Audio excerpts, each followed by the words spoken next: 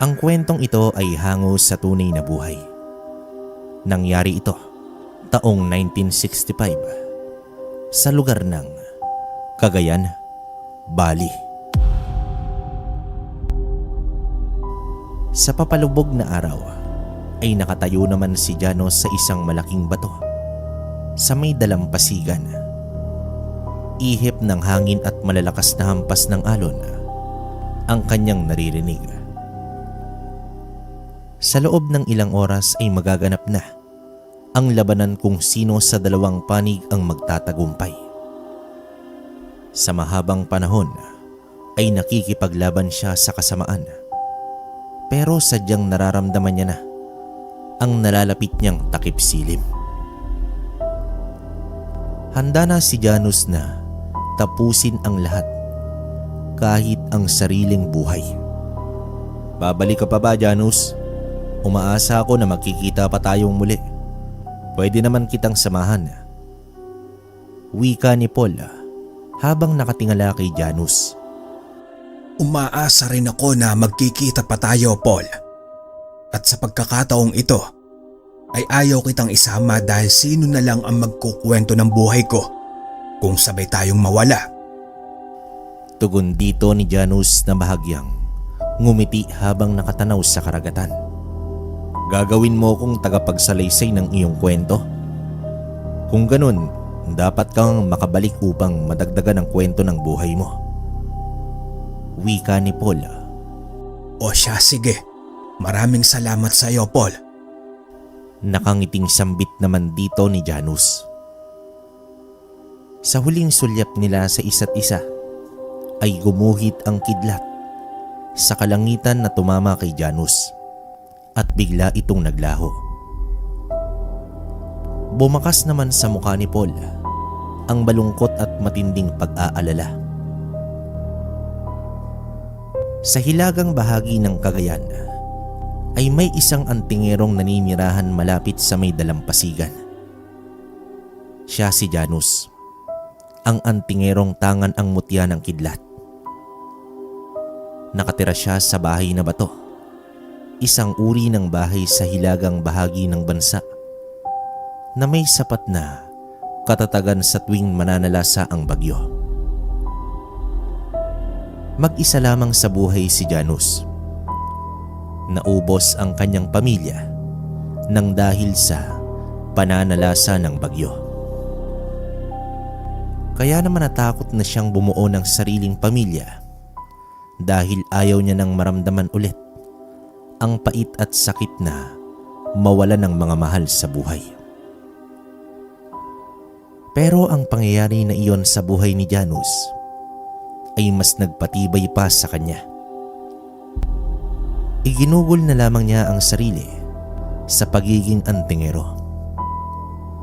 Masasabing umabot na nga sa sukdulan ang kaalaman ni Janos sa paggamit ng mutya ng kidlat. Isang malupit na antingero si Janos. Dala na rin sa kabiguan, hindi niya nailigtas ang kanyang pamilya. Tahimik na tao lamang si Janos at wala itong halos kaibigan sa lugar. Maliban na lang kay Paul na isang binatang albularyo. Janos, nariyan ka ba? May dala akong mga prutas. Medyo marami ang mga donasyon kahapon. Masisira lang to kaya sayo na tong iba. Sambit dito ni Paul habang sinisipat ang bahay ng antingero. Medyo patarik pa kasi ang kinaroroonan ng bahay nito at aakyat ka pa sa batong hagdan. Lumapit na si Paul at patuloy na sinipat ang bahay. Tahimik ito, ngunit bukas ang mga bintana. Nagtungo naman siya sa likod. Baka naroroon ang kaibigan, subalit nakita niya si Janos na nakatungtong sa isang sanga ng puno at seryoso ang muka na nakatingin sa may karagatan. Ay, nariyan ka lang pala. Ipapasok ko na tong mga prutas sa loob, Janos. Sambit pa dito ni Paul. Hindi man lang umimik si Janus at seryosong nakatingin pa rin sa dagat. Pagkalabas ni Paul ng bahay nito ay napatingin na rin siya sa malawak na karagatan. Mukha namang walang dilubyong darating dahil napakaganda ng panahon. Bumaba na si Janus sa may sanga at napangiti na lamang si Paul dahil tila lumutang sa hangin ang marahang pagbaba ng kaibigan.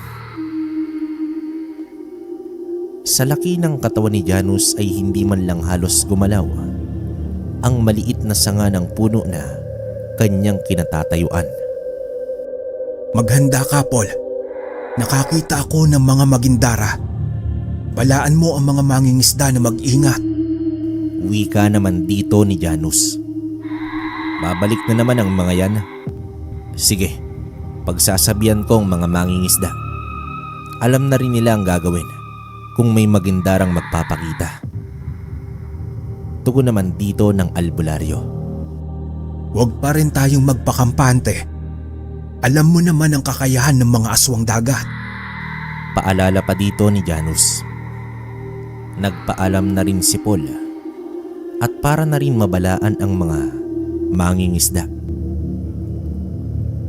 Sa pagbaba ni Paul ay nagtungo siya agad sa mga kabahayan sa may dalampasigan at kinausap ang mga tao tungkol naman sa banta ng magindara.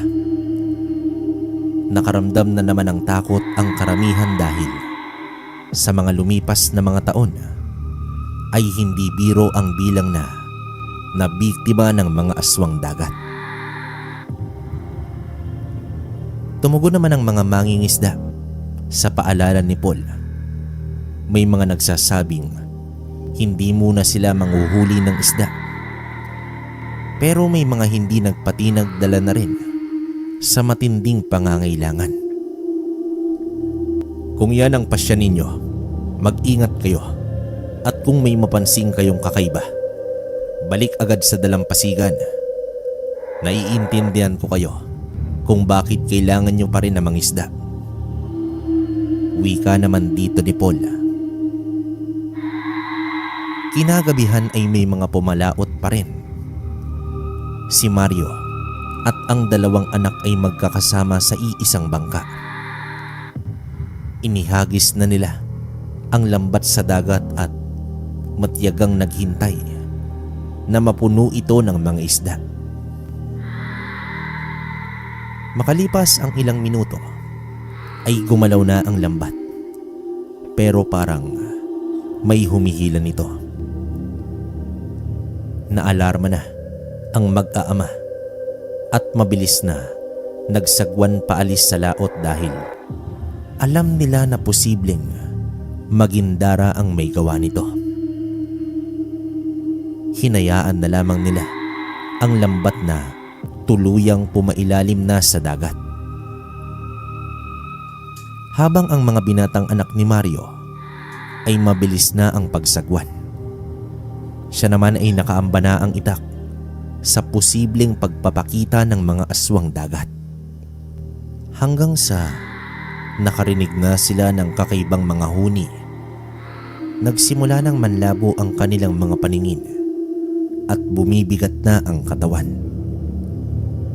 Pinilit nilang sumigaw at sakta ng sarili upang manatiling gising.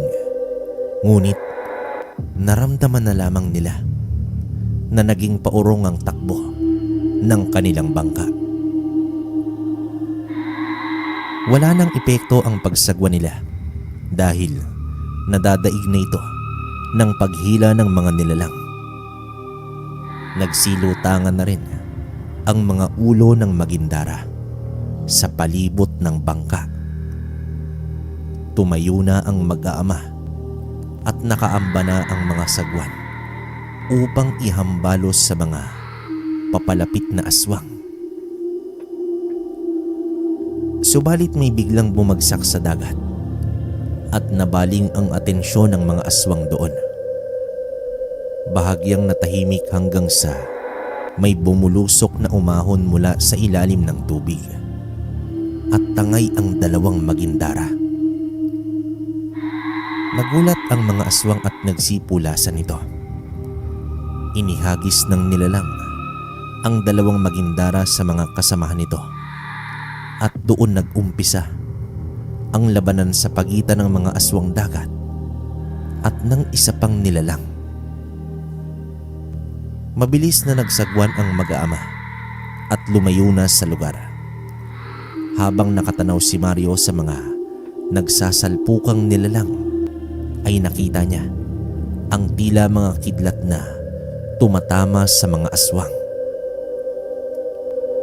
Napangiti na lamang si Mario dahil alam niya na si Janus ang taong nagligtas sa kanila.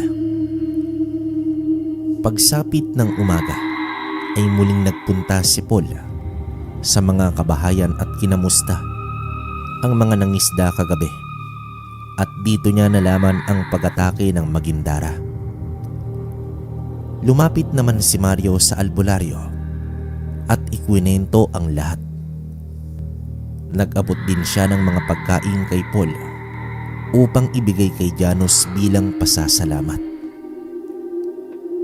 Nako Mang Mario, hindi na sana kailangan pero maraming salamat at mabuti nakaligtas kayo kagabi. Wika ni Paul.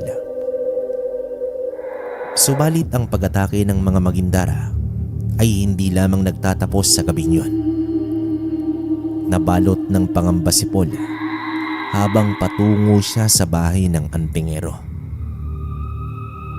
Hindi niya kasi maiwasang mag-alala sa kaligtasan ng buong baryo. Janus, anong plano mo sa muling panggambala ng mga magindara? Alam natin pareho na hindi sumusuko ang mga yan at gagantiyan dahil sa ginawa mo. Bungad naman dito ni Paul. Pilitin natin na wala nang mabiktima ang mga aswang dagat. Gabi-gabi magmamasid ako sa dagat mula rito. Wika naman dito ni Janus. Ako naman ang bahala dun sa ibaba. Siya nga pala, Janus, may nabalitaan ako sa kabilang baryo. May iilang tao na daw ang bigla na lamang nawawala. Sa palagay ko, aswang ang may gawa nito. Maaari mo bang silipin ang lugar na yon? Pakiusap naman dito ng albularyo. Sige, pupuntahan ko yon. Tugon dito ng antingero. Bago naman magtakip silim ay naghasa na ng itak si Janus. Habang ginagawa niya ito, ay iniisip niya kung anong uri kaya ng aswang ang naghahasik ng lagim sa kabilang baryo. Bumalik naman sa kanyang alaala nang minsan ay nakapaslang siya ng aswang sa pinakaunang pagkakataon. 3 dekada na ang nakalipas sa panahong ito, ay baguhan pa lamang si Janus sa pagiging antingero. Isang matapang at palaban na lalaki itong si Janus. Sa kanilang tirahan dati ay may isang antingero na inabuso ang kakayahan. Totoo naman na nakakatulong sa kanila ang antingerong si Bador. Subalit, isa din itong mayabang na nangingikil pa sa mga tao. Ang mga magulang ni Janus ay simpleng nagtitinda ng daing sa palengke hanggang sa dumating ang sitwasyon na nakursunadahan ni Bador. Nakikilan ang mga ito. Labis na nagmakaawa ang ama ni Janus na huwag limasin ang mga kinita nila sa buong araw, kahit magtira lang ito ng kalahati. Ngunit hindi sapat kay Bador ang kalahati. Nais nito na kunin ang lahat ng kinita bilang kabayaran sa pagliligtas niya sa buhay ng mga ito, kontra naman sa mga aswang. Naabutan ni Janus na sinusuntok na ang kanyang ama. Bilang anak ay sumugot ito kay Bador. Ngunit isang tadyak lang sa sikmura nito ay natumba na si Janus at nagsuka sa tindi ng tama. Lumuhod na ang kanyang ama na nagmamakaawa at ibinigay ng asawa nito ang lahat ng pera, tumigil lamang si Bador. Ang pangyayaring iyon ay nasundan pa kaya halos wala na silang mabiling pagkain. Nagtiyatyaga na lamang sila sa mga gulay na nasa kanilang likod bahay. Isang pahirap sa kanilang lugar ang sanay tagapagtanggol nila. Kahit ano pa ang balak gawin ni Janus ay hindi siya umuubra laban sa isang antingero. Parang isang lata lamang siya na pwedeng sipa-sipain na lang ni Bador. Dito nagka-interes si Janus na maghanap ng mutya, subalit hindi niya alam kung papaano at saan maghahanap. Kumonsulta siya sa mga albularyo na pawang takot din kay Bador. Sa lahat ng mutya na nabanggit ng mga nakausap na albularyo ay sa pangil ng kidlat siya nagka-interes.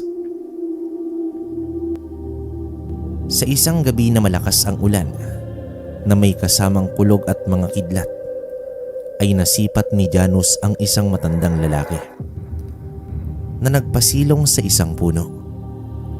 Nakatayo lamang ito at nakaharap sa kanilang bahay.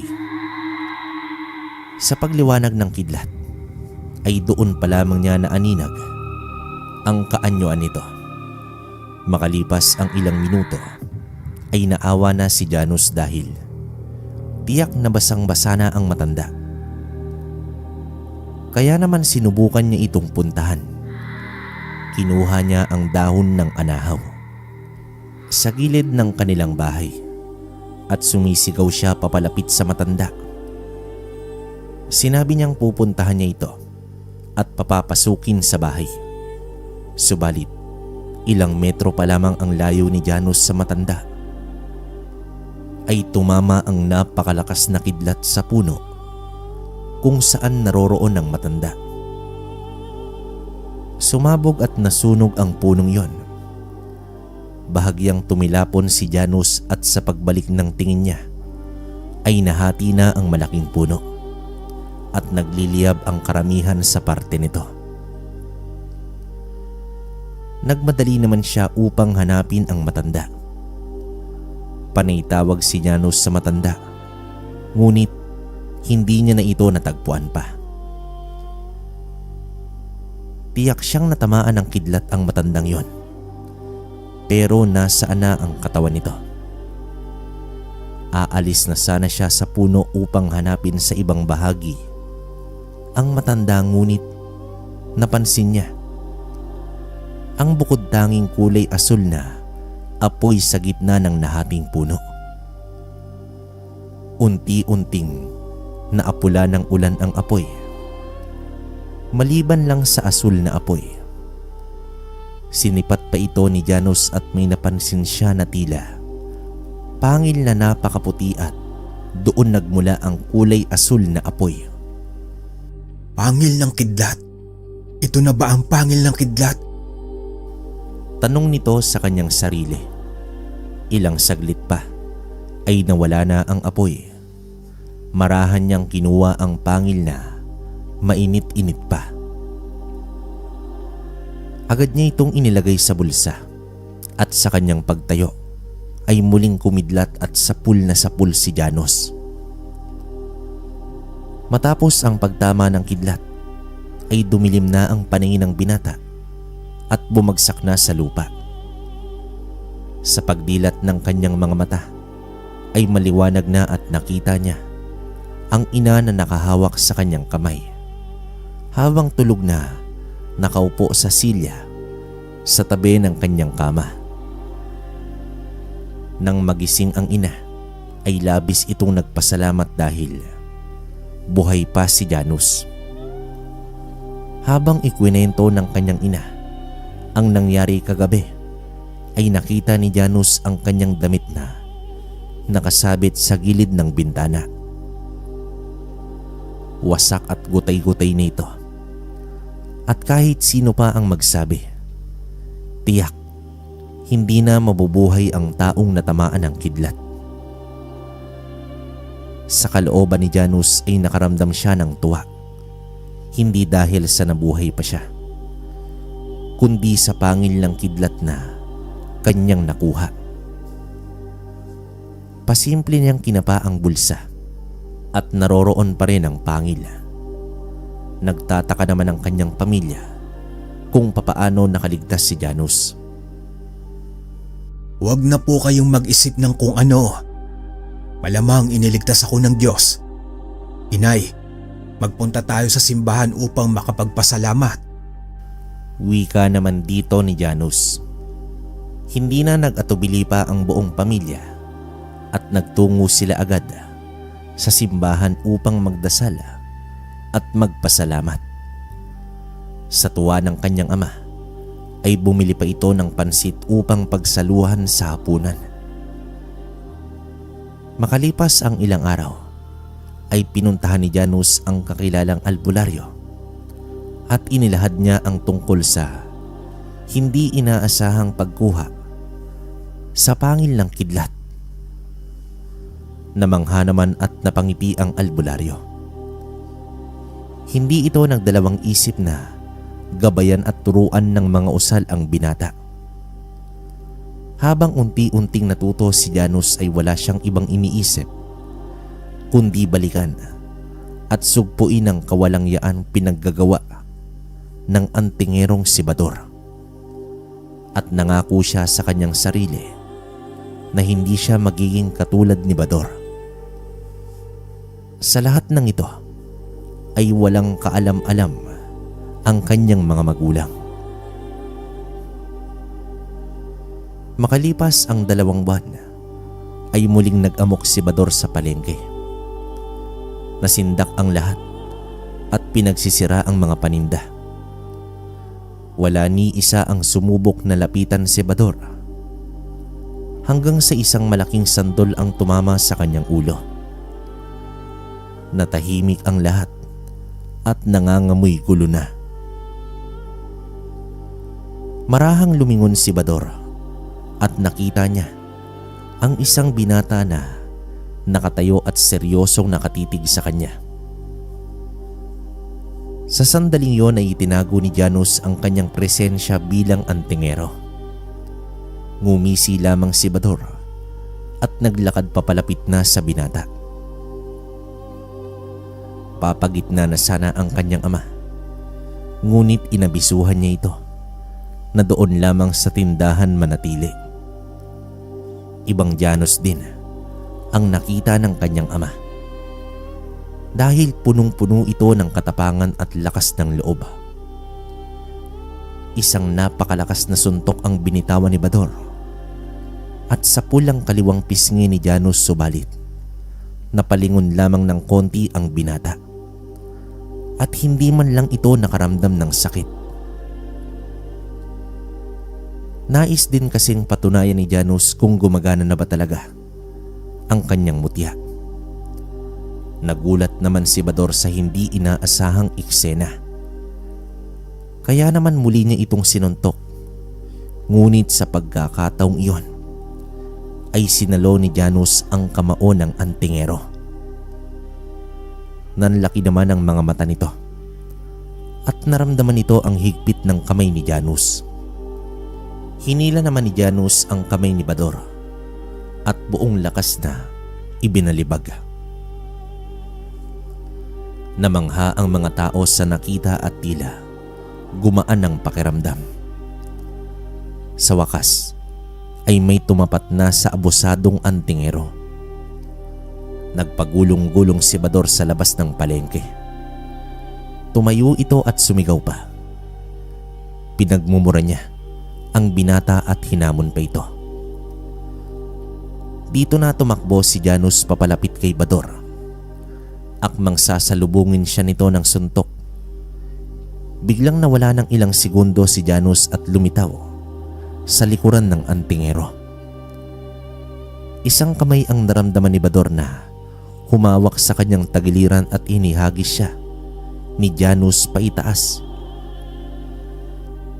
Sumigaw naman si Bador Habang bumulusok pabagsak, kinuyom ni Janos ang kamao at sinalubong ang pagbagsak ng antingero.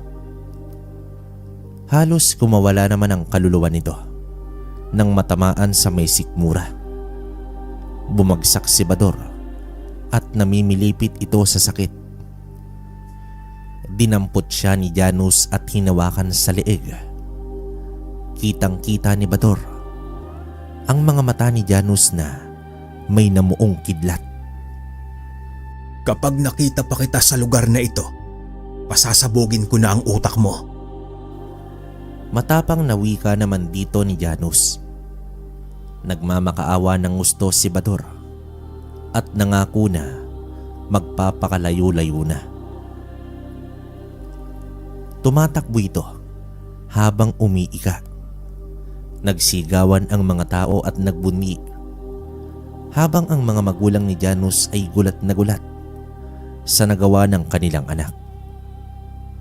Sa pag-uwi nila ng bahay kinagabihan ay doon na inilahad ni Janos ang tungkol sa mutya ng kidlat na nakuha niya.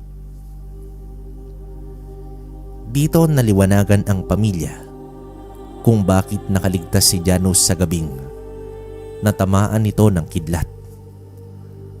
At simula sa araw na yon ay hindi na nagpakita pa si Bador.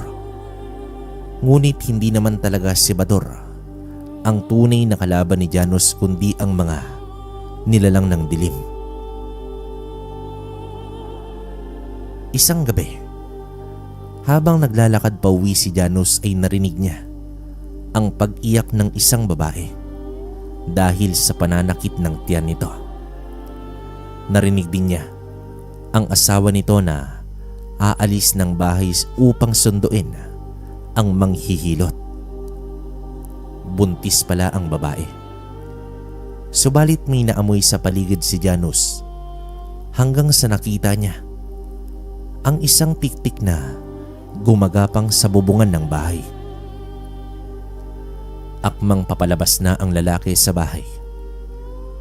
Biglang lumitaw si Janos at inabisuhan nito na balikan ng asawa at huwag lumabas ng bahay dahil may tiktik sa kanilang bubungan. Nagulat ang lalaki at bumalik sa loob, alinsunod sa sinabi ng antingero. Tahimik na pumalibot sa bahay si Janos at nang makita niya ang paa ng nilalang ay tumalon at hinila niya ito. Malakas niya iyong ginawa at ibinalibag sa isang puno. Dumikit ang tiktik sa katawan ng niyog at sa paglingon nito ay nasa malapit na si Janos, ngunit binigwasan siya ng pakpak ng aswang at napatras. Nanlaki naman ang mga mata ni Janos dahil ito pa lang ang unang beses niyang makakita ng aswang. Hindi niya naman halos mailarawan ang itsura nito. Ngumisi ang aswang at inilabas ang mahaba at kulay lila na dila. Sumipa naman ang aswang sa lupa at sumugod sa binata.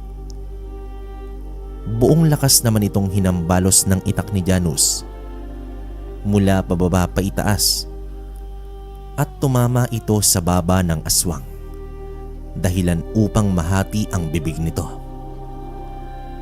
Nagngangawa ang aswang at nagwala habang sinasapu ang nabiyak na bunganga, dahilan upang nagkaroon ng pagkakataon ng antingero na atakihin pa ang nilalang na yon.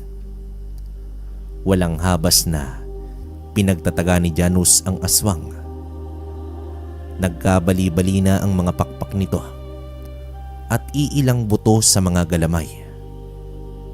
Ibinagsak ng antingero ang itak sa lupa at buong lakas na hinawakan ang ulo ng nilalang at inundaya ng mga suntok. Nagkawasak-wasak ang mukha ng nilalang hanggang sa bumagsak na ito sa lupa at nagaagaw buhay na. Isang napakalakas na tadyak sa dibdib ang ginawa ni Janos dahilan upang mawasak ang mga buto nito Nang makita ng lalaki na bumagsak na ang tiktik, ay lumapit ito na may dalang apoy. Inihagis ng lalaki ang dalang sulo sa aswang. At ayon dito, mas maiging sunugin ang katawan nito upang hindi na muling mabuhay pa. Nagpasalamat naman ang mag-asawa sa pagkakaligtas sa tiyak na kapamakan. At sa gabing yun, ay nakita na ni Janus ang kanyang misyon sa buhay. Ang maging tagapagtanggol ng mga tao laban sa mga nilalang ng dilim. Balik tayo sa kasalukuyang panahon.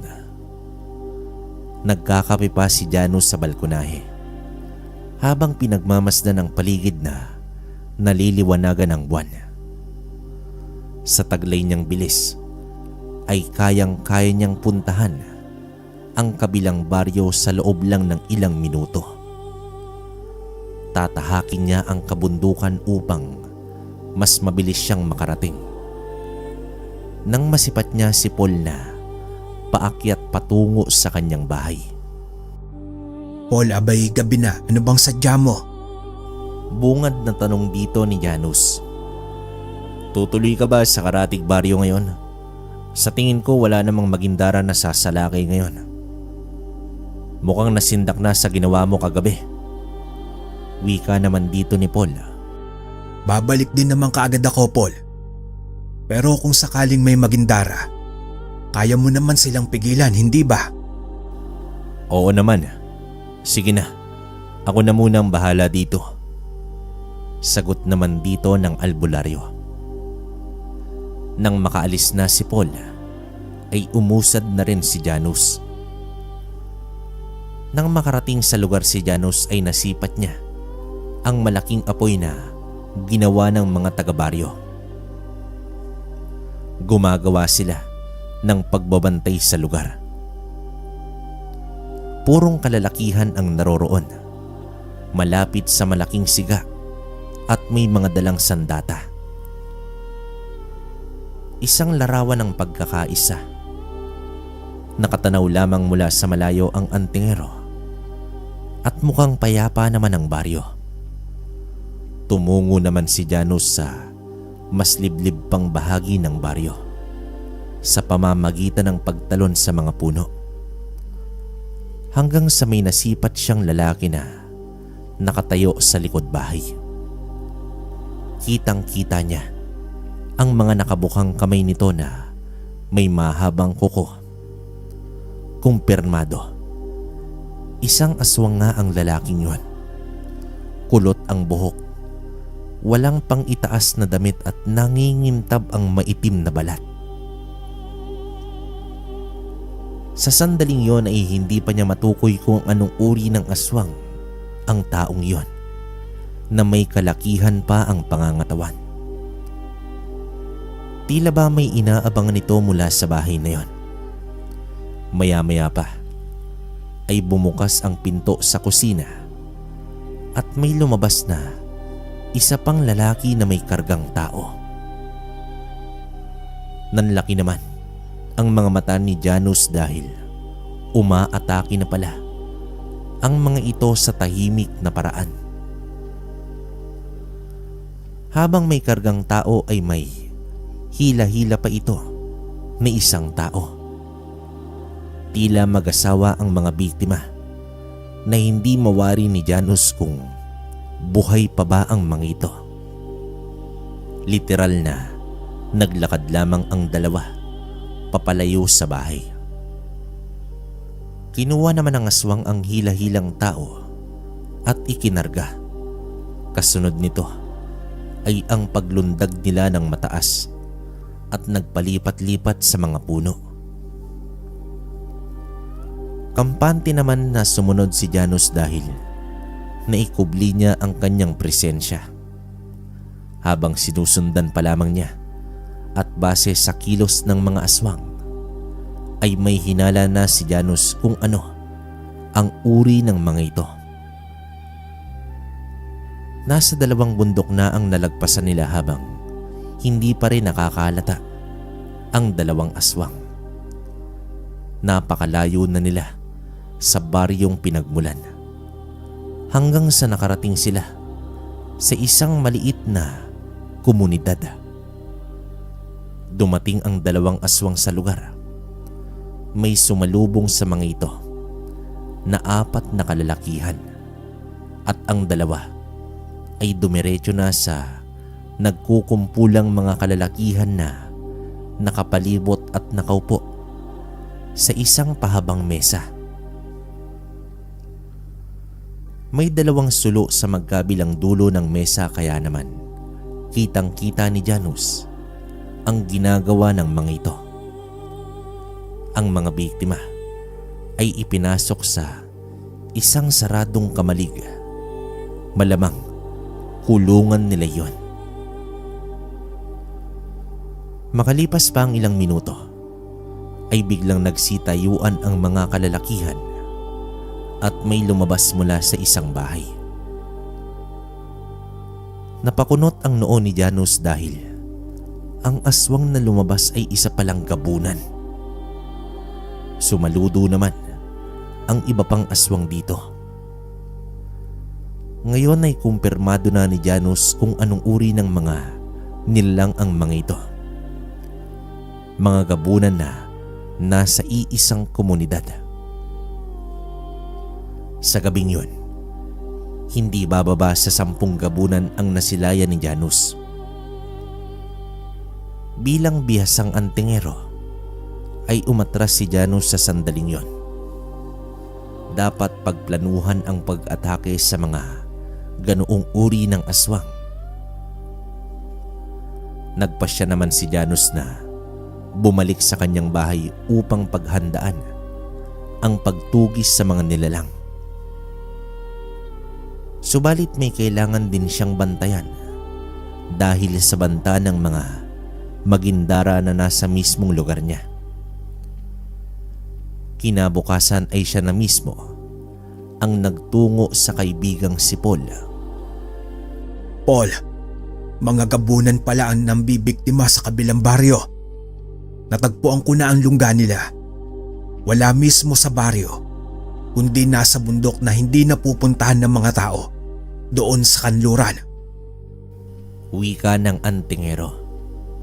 Mga gabunan, ay anong plano mo ngayon?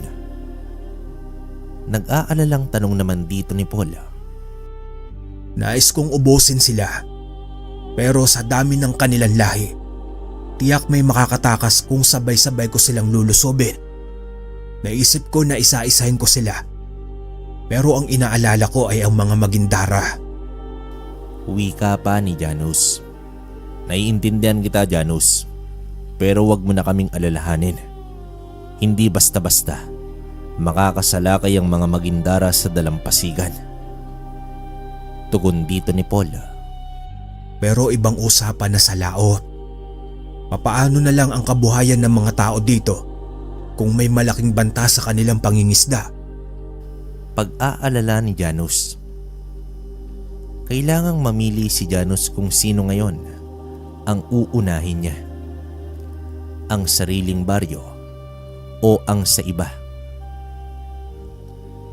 Ilang araw na din nawala nang nangisda pa dahil sa takot na mabiktima ng mga aswang dagat. Bagay na nagpapahirap sa mga umaasa sa dagat bilang kabuhayan. Habang pababa na ang araw, ay nakatanaw lamang si Janus sa malawak na karagatan. Kailangan pa niyang magpasya bago pa may panibagong mabiktima ang mga aswang. Sa pagpatak ng dilim ay pumalaot si Janus gamit ang maliit na bangka. Walang nakakaalam sa kanyang binabalak. Plano ni Janus na palabasin ang mga magindara at tapusin na. Malaya siyang nagsagwan sa payapang karagatan hanggang sa nag-umpisang nag-iba ang galaw ng tubig na tila umiikot na. Napapangisi na ang antingero dahil narito na ang kanyang hinihintay. Lumutang na rin ang ulo ng mga nilalang na tila mga nagkukumpulang damong dagat. Sa pag-angat ng mga ulo ay nagsimula ng gumawa ng tunog ang mga magindara. Ipinakita ni Janus sa mga ito na isa lamang siyang ordinaryong tao. Nahilo siya at unti-unting nakatulog. Lumapit na ang mga nilalang hanggang sa nahawakan ng isa ang kanyang kamay. Nang malubog na sa tubig ang kanyang kamay, gawa ng paghila ng nilalang, ay nagpakawala ng kidlat si Janus sa mismong tubig, dahilan upang makuryente ang mga magindara. Nagsipulasan at nagsigawan ang mga ito. Mabilis na bumangon si Janus at muling nagpakawala ng kidlat. Sabog agad ang tatlong aswang, habang inatake naman niya ang iba pa gamit ang kanyang itak. Kahit mabilis lumangoy ang mga ito, ay wala silang panama sa animoy kasing bilis ng kidlat na kilos ni Janus. Isa-isang tumakas ang mga aswang dagat, ngunit isa-isa din silang hinabol ni Janus, dahilan upang magkaputol-putol ang mga katawan nito. Samantala, sa may dalampasigan ay napansin ni Paul ang nagsasalpukang kidlat sa laot, at alam na nila kung sino ito. Pambihira ka talaga, Janus. Ilang magindara na naman kaya ang tinusta mo? Napapangiting wika ni Paul sa kanyang sarili. Naghanda naman agad ang mga tao ng sibat at mga sulo sa posibleng paglapit ng mga nilalang. Makalipas ang ilang minuto, ay naging payapa na ang lahat. Pero sa tingin ni Paul, hindi na maglalakas loob ang mga aswang na lumusob pa. Ang gabing yun ay napakahaba pa. Kaya naman matapos ang labanan, ay agad nang nagtungo ang antingero sa kabilang baryo. Tiyak siya na may ilang gabi pa siya upang maisagawa ang plano laban sa mga gabunan, habang mananahimik muna ang mga magindara. Bandang hating gabi na nang makarating si Janus sa baryo ng mga gabunan. Payapa at napakatahimik. May konting liwanag ng buwan. Naroroon pa rin ang mga taga-baryong kalalakihan na nagroronda. Sa pagpapatuloy ni Janus ay nadapo siya sa maliit na isang bahay. Nasipat niya ang isang lalaking gumagapang sa bakuran nito. May nag-iisang gaserang nakasindi sa loob ng bahay at tulog na ang mga tao. Marahang tumayo ang lalaki at pasimpleng kumatok sa pinto. Amoy na amoy ni Janus ang baho ng isang aswang mula naman sa lalaking yun. Bago pa man mabuksan ang pinto, ay lumitaw si Janus sa likod ng lalaki at agaran niya itong hinila papalayo. Doon niya ito ibinagsak sa may damuhan. Sa pagharap nilang dalawa, ay nagpalit anyo ang lalaki bilang gabunan. Nagpalitan sila ng mga suntok na animoy nag-uumpugang mga bato. Sa pag-amba ng aswang ng kalmot, ay nahawakan ni Janus ang kamay at agad niya itong binaliktad. Umatungal ang gabunan at nagpupumiglas. Habang nakahawak pa si Janus ay pinadaluyan niya ng kuryente ang katawan ng aswang. Nagsisigaw ito ng malakas. Sa pagbagsak ng nilalang ay walang patid na inundayan niya ito ng sapak gamit ang kamay na nagliliwanag ng kidlat. Umuusok na ang katawan ng aswang at nanghihina na. Pero aminado si Janus na hindi basta-basta ang isang gabunan. Kaya naman mas mabuting paisa-isa niya itong atakihin. Sa huling banat niya, sa gabunan ay binali niya ang leeg nito. At hawak niya ang isang paa ay hinila niya ang gabunan at dinala malapit sa pugad ng mga ito. Doon niya isinabit sa isang puno ang katawan ng gabunan na wala ng ulo. Kinabukasan naman ay binisita siya ni Paul. Inilahad ng kaibigan na naging payapa naman ang gabi matapos niyang atakihin ang mga magindara. Nandito ako kagabi, Janus, pero wala ka na. Nagpunta ka ba sa kabila? Tanong dito ni Paul. Oo, at nadali ko ang isang gabunan. Sa ginawa ko tiyak maaalarma na ang mga yon. Tugon dito ni Janus. Tiyak din na maghahangad ng digmaan ng mga yon. At alam mo na kung sino ang pagdidiskatahan ng mga demonyong yon. Ang mga inosenteng tao. Wika ng binatang albularyo. Alam ko na ang galawan ng mga aswang. Kaya paglalaanan ko ng panahon ang baryong iyon. At ikaw na muna ang bahala dito. Huwag kang mag-alala. Ang mga mangingisda ay sa araw nakikilos. Mas ligtas yun kaysa sa gabi. Tugon naman dito ni Paul.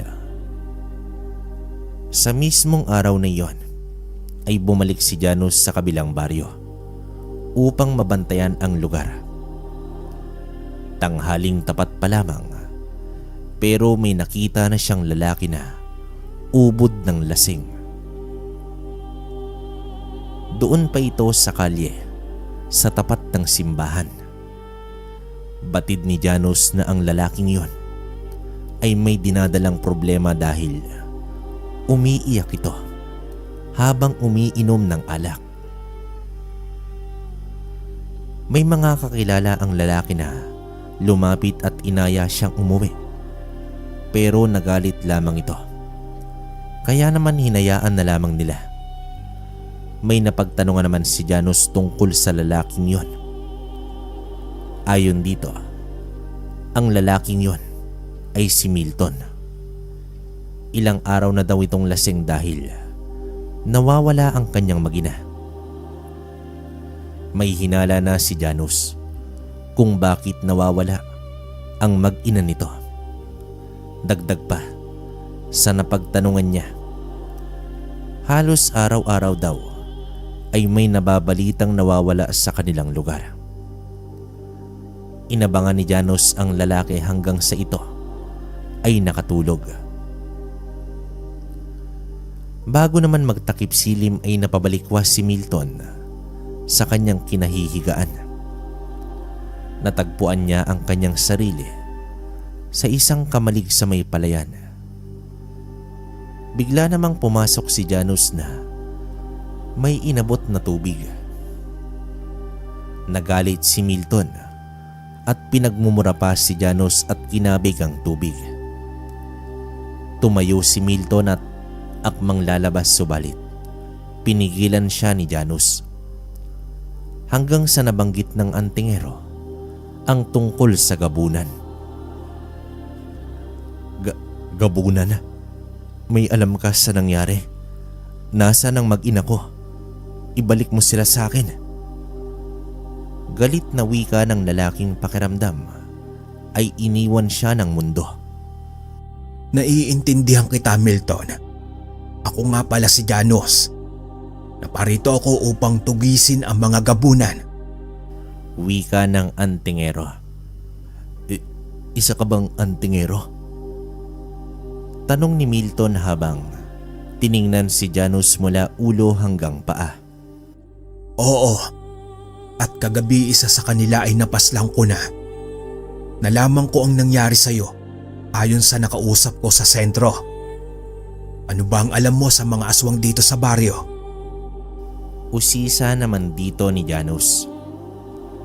Sa sandaling yon ay lumuha na si Milton at sinisisi ang sarili sa pagkawala ng kanyang magina at pati sa mga ibang tao. Bigla namang napatingin si Janus sa huling sinabi ni Milton. Ibang tao? Ano ang ibig mong sabihin? May kinalaman ka sa pagkawala nila? Usisa pa ng antingero.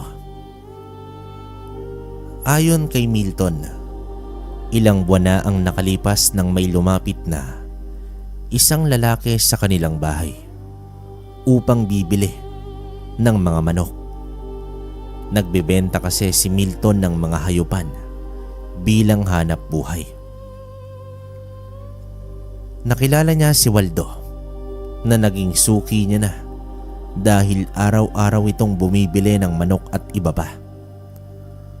Naging magkaibigan sila hanggang isang gabi habang magkasama at papauwi na ng bahay si Milton ay biglang nag-iba ang kanilang kwentuhan.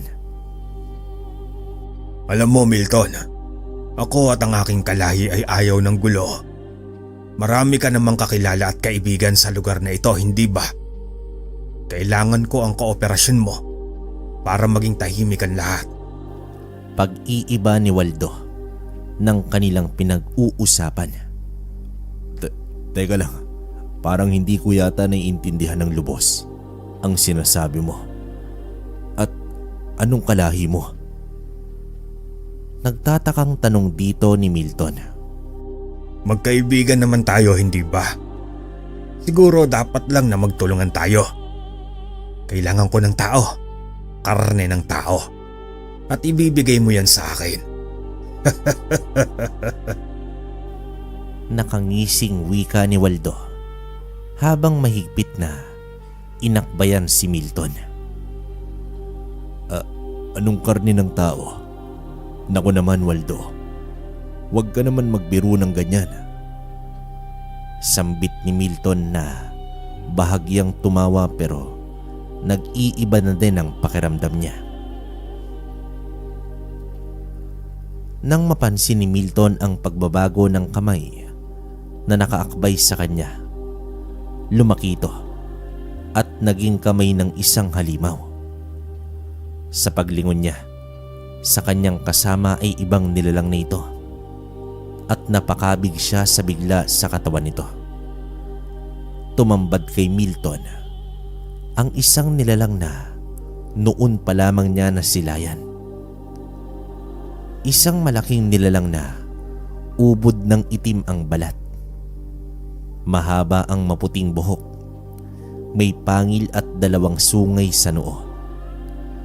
Halos manigas ang buong katawan niya sa takot at nanginginig na lamang ito habang nilalapitan ng nilalang. Madali lang naman ang ipapagawa ko sa'yo. 3 beses sa 1 linggo ay magdadala ka sa akin ng tao. Mas marami, mas maganda. Bilang kapalit nito ay ang kaligtasan ng pamilya mo at ng sarili mo. Ano Milton? Papayag ka ba o tatanggi ka? Wika ni Waldo habang nanlilisik ang mga mata nito. Hindi na nakapagsalita pa si Milton at napatango na lamang siya habang nanginginig ang buong katawan. Gawa nga nang wala naman siyang mapagpipilian, ay napilitan siyang pumayag kahit labag sa kanyang kalooban. Sa bawat tao na ibinibigay niya sa mga gabunan, ay tila dinudukot ang kanyang puso at hindi na siya nagkaroon pa ng sapat na tulog gabi-gabi. Inilihim niya ito sa kanyang asawa hanggang sa dumating ang punto na nagpasya na siyang tumakas sa lugar. Subalit, pumalag naman ang kanyang asawa. Bakit naman daw sila aalis sa lugar kung maayos naman ang kanilang kalagayan? Hindi naman masabi ni Milton ang dahilan. Kaya naman nagkaroon sila ng argumento ng kanyang asawa. tumataas na din ang boses nito dahil hindi niya maintindihan si Milton at walang eksaktong rason kung bakit sila lilisan sa baryo. Sa gitna ng diskusyon ay tumayo si Milton sa may bintana at nagbuntong hininga. Sa pagbaling niya ng tingin sa labas ng bahay nila ay nakita niya si Waldo na nakatayo sa may sagingan. Galit na galit ang itsura nito. Isang larawan ng matinding galit at nagdulot ito ng matinding takot kay Milton. Tiyak, alam na ni Waldo ang kanyang balak na pagtakas at hindi ito magiging maganda para naman sa kanyang pamilya. Sa sandaling yon ay nanlaki ang mga mata ni Wilton at dahil buo na talaga ang pasya ng kanyang asawa na hindi aalis sa lugar, ay sinubukan ni Milton na kausapin si Waldo. Pagpatak ng dilim ay nagtungo siya sa kanilang tagpuan at doon hinintay niya si Waldo. Sa pagdating ng aswang ay lumuhod na sa pagmamakaawa si Milton at sinabi niya na hindi na kaya ng kanyang konsensya ang ipinapagawa sa kanya. Ganun ba, Milton? Mas iisipin mo pa ang iyong konsensya kaysa buhay ng pamilya mo. Pumili ka, buhay ng ibang tao o buhay ng mag-ina mo.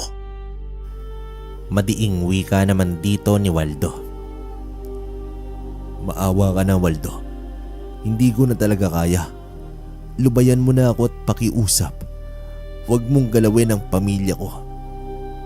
Kung gusto mo, ako na lang. Maawa ka. Wika ni Milton habang umiiyak ito at nagmamakaawa. Sa mga oras na iyon ay dahan-dahang umatras si Waldo at naglaho sa dilim. Agad namang tumayo si Milton at tumakbo papunta sa kanilang bahay. Subalit, nadatnan niya na bukas ang pinto at wala na sa loob ang kanyang mag-ina. Sa tindi ng kanyang paghihinagpis ay nagwala si Milton at gumulong sa may lupa na umiyak ng matindi. Bumuhos ang emosyon at labis na nagsisi sa kanyang ginawa. Huwag mong sisihin ang sarili mo, Milton. Nalagay ka lang sa alanganin at wala kang laban sa mga gabunan. Isa lang ba si Waldo sa mga gabunan? Wika dito ni Janus. Siyang pinuno ng mga demonyong yon. Sana pinatay na lang niya ako. Hindi yung ganito na bawat oras nararanasan ko ang pait at sakit sa aking ginawa. Malungkot na tugon dito ni Milton. Pinuno ng gabunan? Pero Milton, huwag mong sayangin ang iyong buhay. Alam ko ayaw ng asawa at anak mo ang ginagawa mo ngayon sa iyong sarili. Bumangon ka at magpakatatag. May liwanag din sa dulo ng lahat ng ito. Dagdag na wika pa dito ni Janus. Anong magagawa ng isang katulad ko? Kayang-kaya nila akong tirisin. Pero pinahihirapan ako ni Waldo sa hindi niya pagpaslang sa akin. Wala siyang awa. Sambit pa dito ni Milton. Habang pinagmamasdan ni Janus ang naghihinagpis na lalaki, ay nakaisip ito ng paraan. Kinausap niya ito nang masinsinan at inilahad dito ang kanyang naisip na plano. Umaasa ako sa iyo, Janus. Kung yan ang paraan upang makagantin man lang ako sa mga demonyong yon, ay gagawin ko. Matapang na wika naman dito ni Milton. Huwag kang mag-alala, Milton.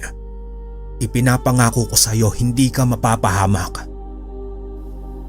Matapos ang ilang oras nilang pagsasama, ay dinala ni Milton ang antingero sa kanyang bahay. Humingi ng pasensya si Milton dahil sa magulong bahay nito. Napabayaan na rin kasi niya ang tahanan simula noong nawala ang kanyang mag-ina. Sa kabila ng kalungkutan ay nakaramdam ng pag-asa si Milton sa katauhan ni Janus. Pagsapit ng gabi ay nagmanman si Janus sa buong paligid. Wala naman siyang naramdamang banta.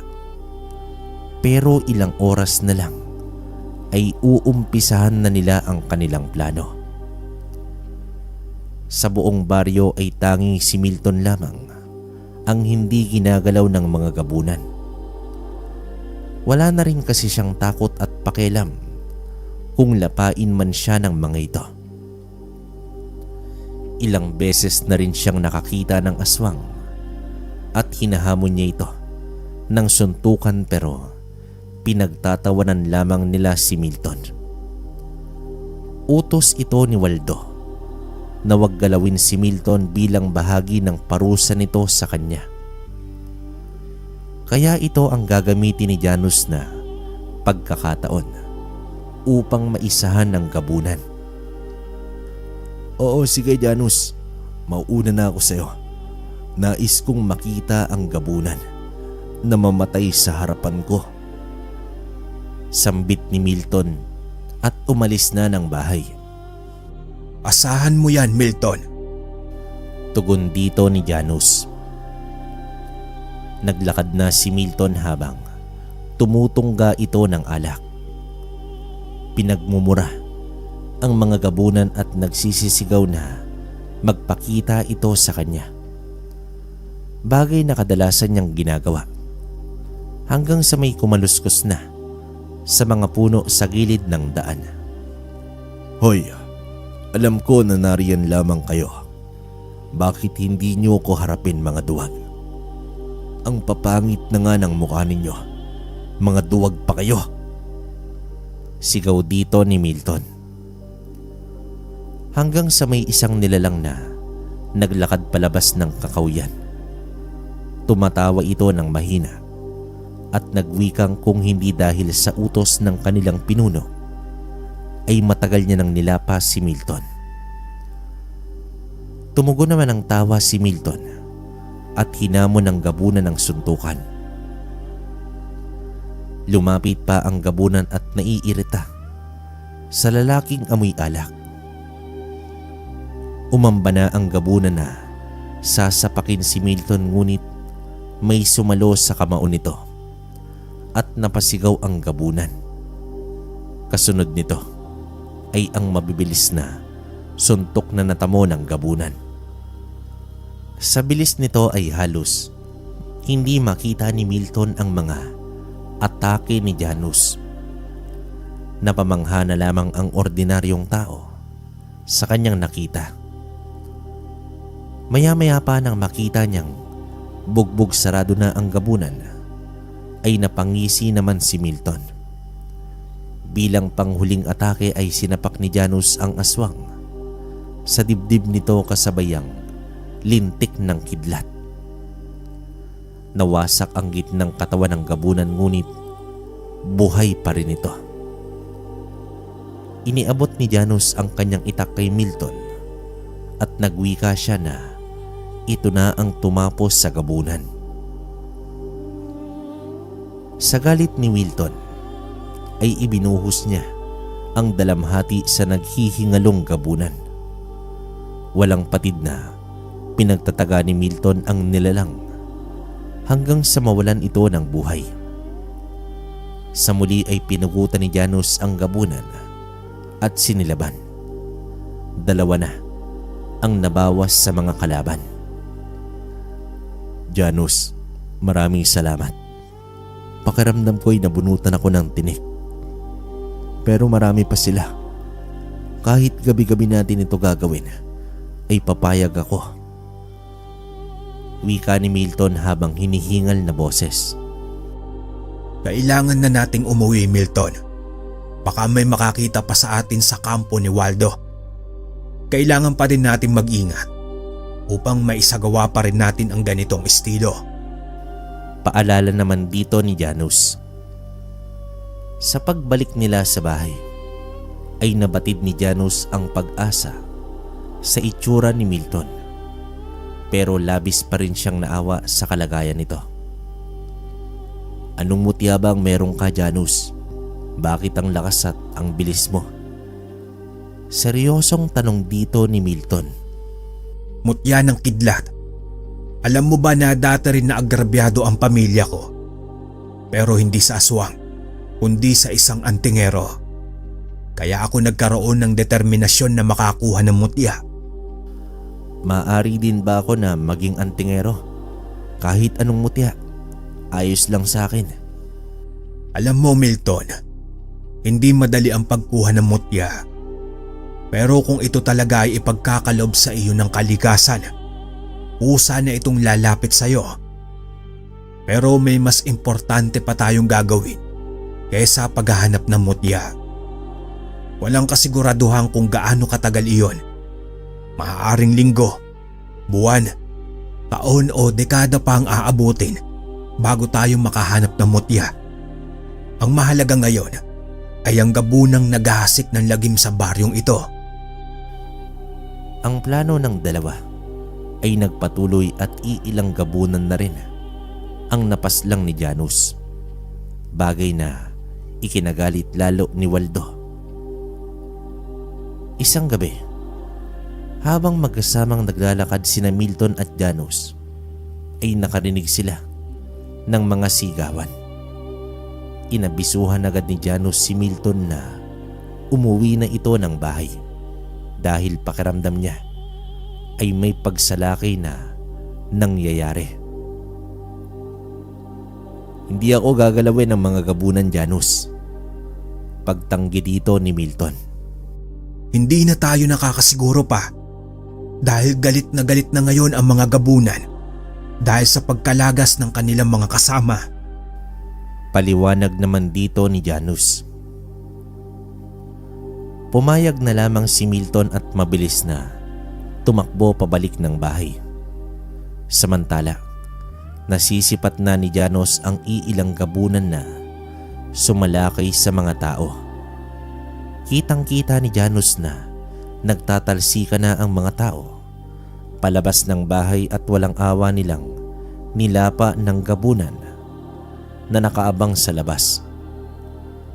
Nagpakawala ng tigal po si Janus na agad namang napansin ng mga gabunan. Nagpalinga-linga ang mga ito at hinanap ang may gawa ng tigal po na sumalpok sa kanilang likuran. Dumaan ang katahimikan hanggang sa may isang gabunan ang natapyas ang kalahating muka at dahan-dahang dumulas sa katawan nito. Sa pagbagsak ng gabunan ay tumambad sa kanila ang isang lalaki na may hawak ng espadang kumikinang. Nakasuot pa ito ng salakot at tanging bibig lamang ang maaaninag mo. Umatungal na ang mga aswang at handa nang sumugod sa antingero. 4 na gabunan agad ang sumugod sa kanya. Nagsalpukan ang bawat panig habang ang mga tao ay pilit na dinala pabalik ang mga mahal sa buhay sa kanilang tahanan. Kahit wala na itong mga buhay na. Dumating pa ang 3 gabunan at pinagtulungan nila ang nag-iisang antingero. Samantala, napahinto sa pagtakbo si Milton dahil hindi niya maatim na wala siyang gagawin upang matulungan ng kaibigang antingero. Bumalik siya at hinikayat niya ang mga tao na kumuha ng sulo at mga sandata upang lusubin ang mga aswang. Kahit papaano ay may mga sumama kay Milton, lalo na ang mga nawala ng kapamilya. Umalingaw-ngaw ang puwersa ng mga tao na papalapit sa mga naglalaban. Sa sandaling yon ay 2 gabunan na ang napabagsak ni Janus. Subalit, hindi rin may kakaila ang lakas ng mga ito, dahilan upang nagtamo ng iilang sugat ang antingero. Dahil na rin sa pagkakaisa ng mga tao, ay naitaboy nila ang mga gabunan. Subalit sa di kalayuan, ay nakatanaw lang pala si Waldo habang nagkumpulan ang mga tao at ipinakilala ni Milton si Janus sa mga ito. Ay nabaling ang tingin ni Janus sa isang bahagi. Kitang-kita niya ang imahe ng isang gabunan na nagtatago sa dilim. Napakalakas ng enerhiya nito at hinala ni Janus na iyon ay ang pinuno ng mga gabunan. Sa pag-ihip ng hangin ay kasabay ding naglaho ang presensya ng gabunan. Labis-labis naman ang pasasalamat ng mga tao kay Janus dahil sa ginawang tulong nito. Subalit hindi pa rin may kubli ang malungkot na pangyayari dahil sa mga nasawi. Madaling araw na nang makabalik sa bahay ang dalawa. Maraming salamat, Milton. Kahit delikado ang ginawa mo ay sinubukan mo pa rin. Wika dito ni Janus. Wala yon, Janus. Di ko lang matiis na hahayaan na lang kita. Alam kong malakas ka pero madami sila. Kahit sa ganoong paraan ay makabawi ako sa'yo. Tugon dito ng lalaki. Hindi mo kailangang bumawi sa akin, Milton. Responsibilidad ko na proteksyonan ang mga tao. Wika naman dito ni Janus. Samantala, habang nag-uusap sila, ay napatingin si Janus sa kalangitan. May kakaiba siyang naramdaman. Nagwika siya kay Milton na babalik muna siya sa kanyang baryo pagsapit ng araw at babalik agad pagsapit ng gabi. Tumango naman agad si Milton at wala itong problema sa kanya. Kinabukasan ay tumambad kay Janus ang mga sira-sirang kabahayan at walang tao sa lugar. Kaya naman dumiretso siya sa bahay ni Paul. Wala doon ang kaibigan. Akmang aalis na siya ay eksakto naman ang pagdating nito. Paul, anong nangyari dito? Nag-aalalang tanong dito ng antingero. Ang mga Magindara, noong nakaraang gabi ay sumalakay ang mga aswang dagat. Pero naitaboy namin sila. Kaso lang marami ang nalagas na kabaryo natin, Janus. Tugon dito ni Paul. Nasugatan ka ba?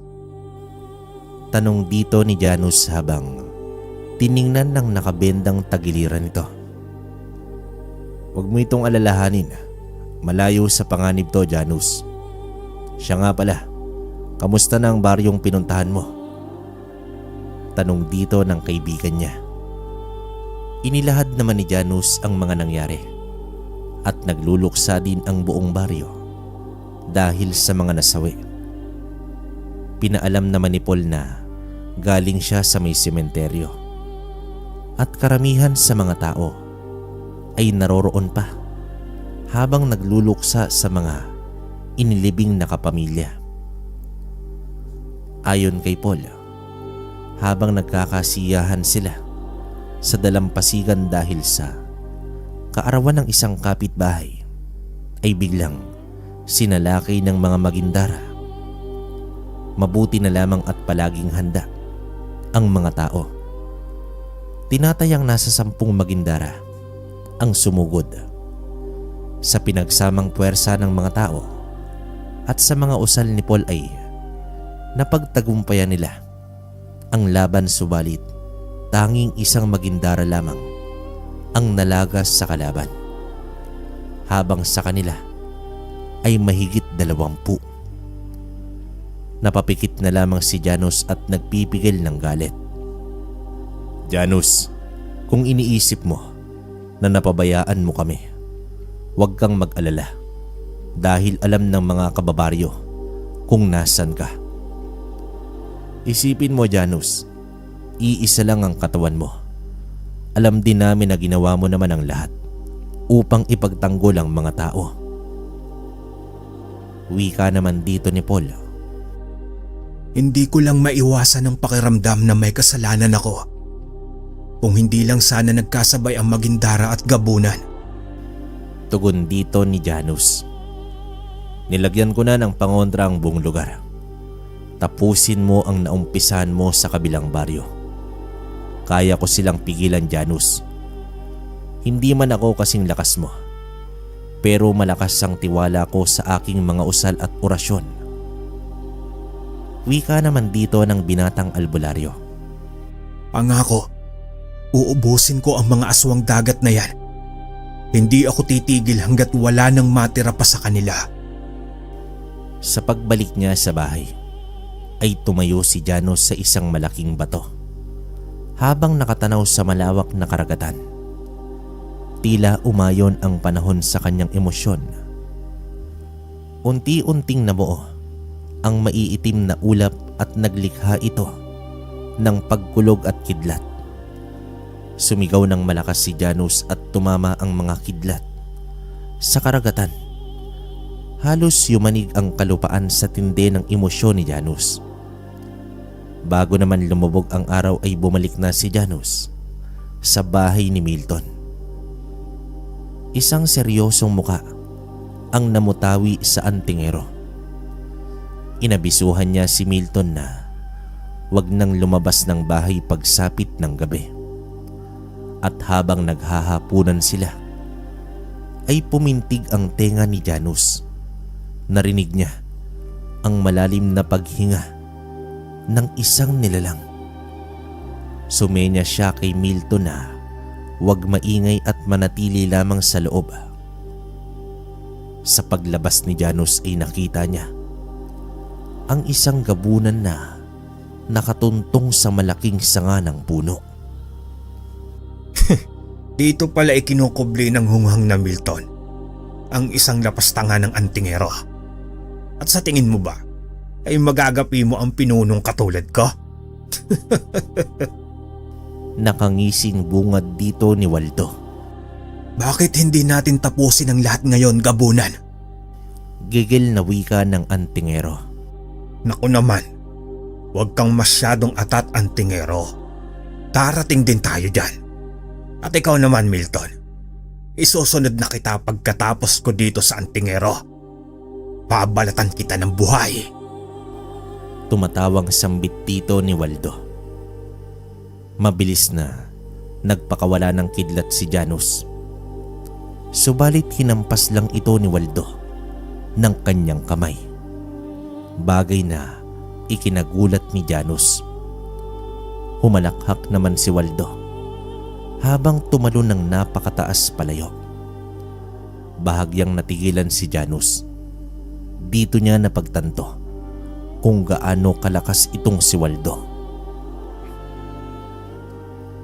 Naalala ni Janus ang isa sa mga labanan na pinagsamahan nila ni Paul. Isang gabunan rin ang natalo ni Janus, ngunit nagwika ito na may makakatapat din si Janus balang araw, at ito ay ikakapahamak niya. Kinumpirma naman ito ng isang albularyong matanda.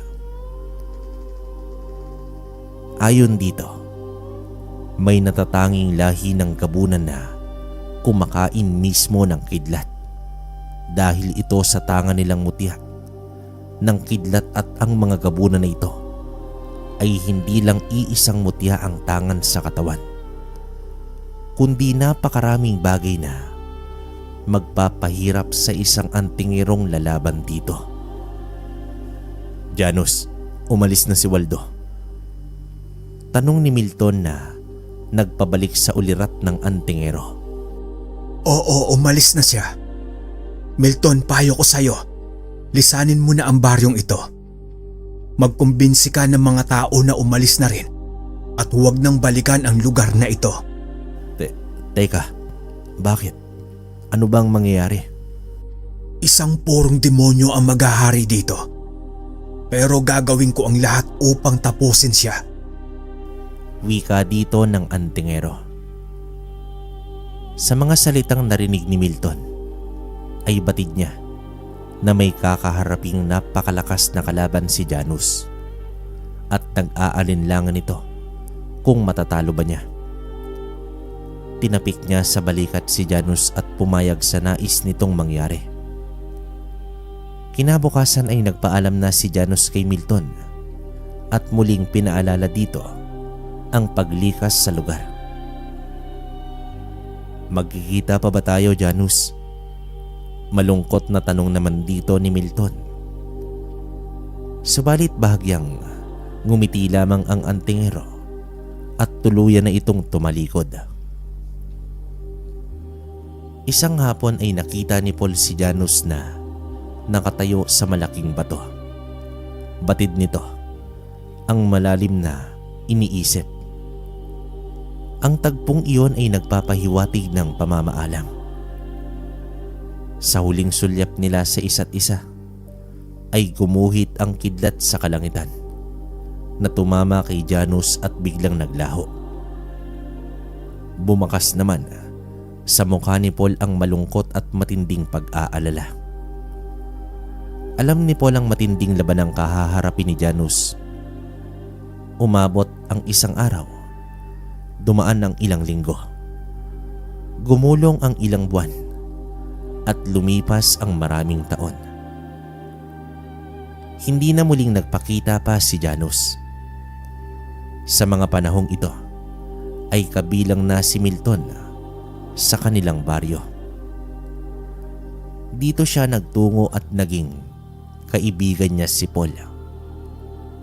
Nakatayo sila sa mismong malaking bato na huling tinayuan ni Janus at inalala ang mga karanasan noong nakasama pa nila ang antingerong may mutya ng kidlat kontra Haring Gabunan. Ang kwentong ito ay nagpapaalala sa atin sa mga taong dumating at lumisan sa ating buhay. Sila ay nagdulot ng malaking bahagi ng ating buhay. Pero sadyang walang permanente sa mundo, kundi ang alaalang hindi natin malilimutan magpakailanman.